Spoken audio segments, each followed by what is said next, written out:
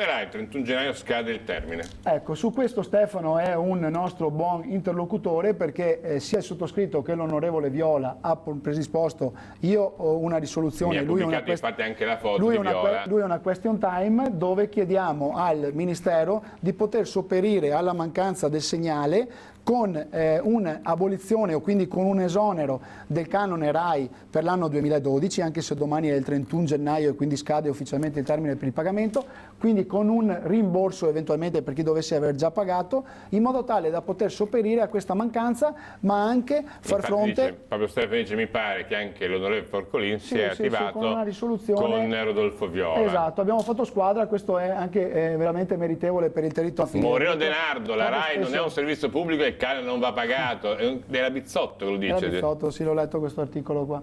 Ho una redazione a casa in diretta che è fantastica. No, è bravissimo, cioè Moreno è fantastico, non tirami fuori il pezzo, l'articolo. Non so come ci è riuscito, Moreno bravo. È sul pezzo. È sul pezzo sicuramente.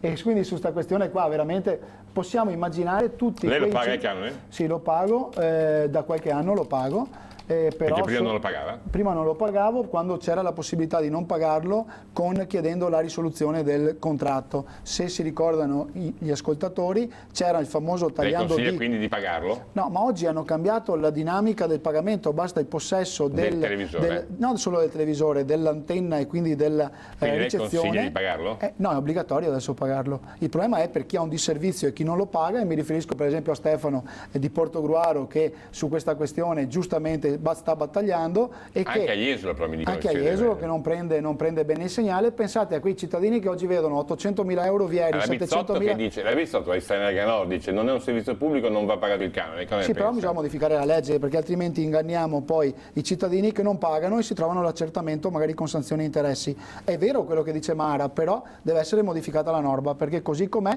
oggi il canone andrebbe pagato. Il problema andrebbe è o va? No, va pagato, scade domani. Va pagato il canone finché c'è questa normativa vigente. È vero che però indispettisce soprattutto chi poi oltre a pagare il canone non vede neanche il servizio. Questo qua è veramente l'anomalia più assurda.